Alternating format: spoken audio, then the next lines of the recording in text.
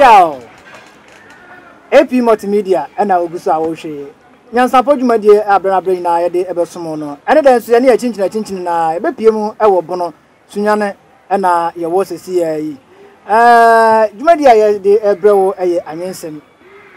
na ye nuama bi no ahyehya ode ebesomo no. Enti ye nche ho no ye beko na ye ne nuaba yi akotwetwe nkomo ba ko mienu bi na afa ye de Jumadie no atwa wo so. Na ansa na no osamida me hodi akire wo so da woni medada no mosomfo madin na oduma ko acha me aduana ba na ebo asiama wono champem de hye kronkron me tena kokoso petenti akonya tuntum so na mete ya to ayi Jumadie no so mini aba me mo ha pacho me jusu udin pacho ye frame Boahemaa blessing school be mo na wo pacho me wo Glory Kindercare Learning Complex so de what no ene yede ayensem na yede etwa so ene so abiem enti yebema ye nuaba yi ekwan na fe ayensem sonko a wahyehye no ode ababesom na sadada na danya ya meta eka no ansa na emfa Jumadie enkwa wiye no na wanya wo chefa enya ade abahwe Jumadie kwa eho hia ye pai nam so esia ya mamre ena so esia tetesem eya futuo nso so ene abrabom nso so ene nsiye enso ewumu na ne nyina mu no okọ YouTube a na wa subscribe na wa share ama wonu nso so atimi enya bi no so enya adisuade ene nyamapa nso ede afiri mu yenko na yemfa Jumadie no emfa emrewo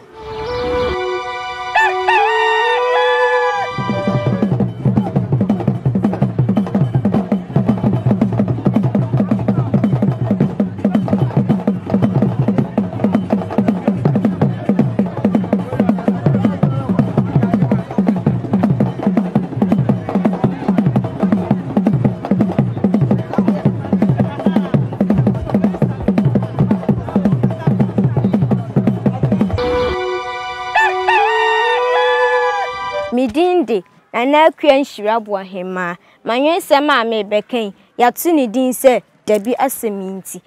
aseminti na se ye dokotu kwadu a na ye jam ho dabi aseminti na obi fom a ye de che dabi aseminti amamran krabata doso otu panyina achia no fa enidie manipa entutu amamre ase dabi aseminti obi fum kuma ye mfom nwa owe France a na wahwe wodie dabi aseminti ene na ayame ochina ebetumi ayewo usum brode a sumkwadu dabi aseminti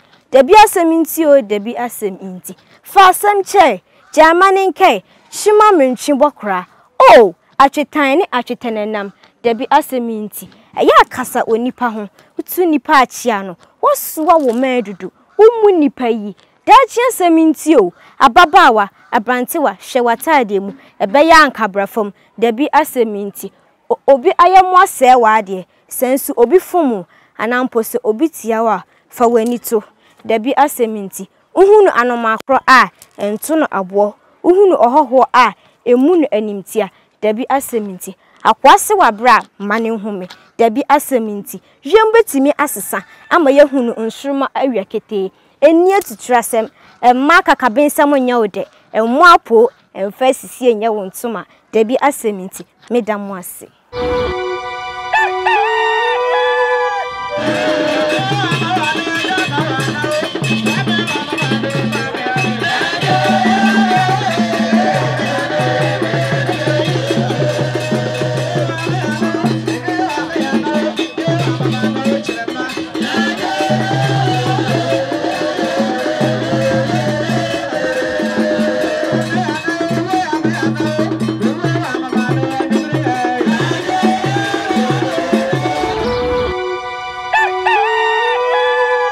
Piao omo se woni age ho amamra efe Ghana ya mamra efe ede efe dodo so omo se woni age ho Boahemaa ya san de ahia biem wanwensem no mepese obobo no poso ba ko mienu bi na ya hwe nema bi ade afrimu mepacho manwensem no ensempo bi a mepese meka kire tiefo ma wodi ya adisuaje ne se womra fom eya na mpempi ni wasoa won medudu wontie futuo amamran so ayewo no ewom se eni ho enemre musa nanso onfanya adwuma ema ye no ma ye ba no nso yentimi nsua bi meda se Boahemaa mesan bo so biem se wate ase amamre no egu ahodo bebre okansem bi se atwetan ene atwete ene nam twuma mentwe ebokra se wo hu enti se asem bi kra na beto wo no nua ntamu a me nua na wanya abotre se wo hu na maka no boko sanse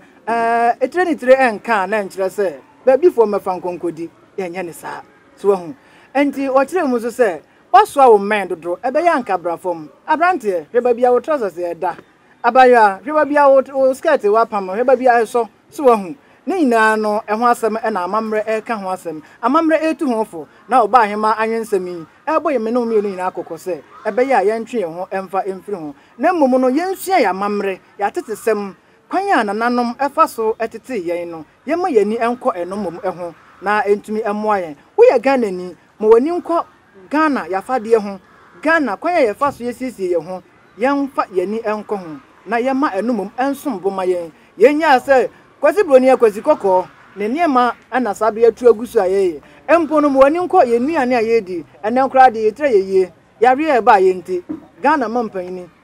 atu yemfo ahye yembose obia mo nani nko ye nuane so oba bono mantam hade a bra ba yire abuse ya aburo biye body akese banchi akese aburo akese ni na e wo bono mantam mu muni bi wate na nkontomre abu ofomati asesi ya bo nse nkontomre abu ne na no eboa ema wa hoden na yenye akoziko ko nuane na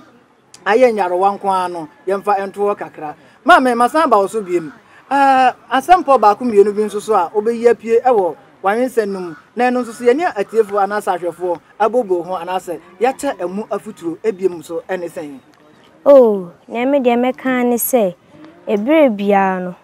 ewo se yema yen amamre no tena yemu efise ebe wo ha na enye eni ho na umum ebetimi asan akwakofa edi aba enti mamisa woni beji pa se anka nananom ebesan ede yentete amamre nyina ebesan aba anka woni beji won pacha ni kamani beji pa pia Boahemaa se anka eni yemu a anka amamre yentete amamre bragro ene chiribra ene ya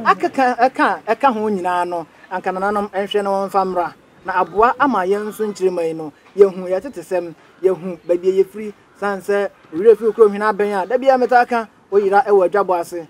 ohina oni ntam so no nko okon da no onko da so hu ena omanya oni amamra no nso so no ayo omanti ase awuo enti Ghana manye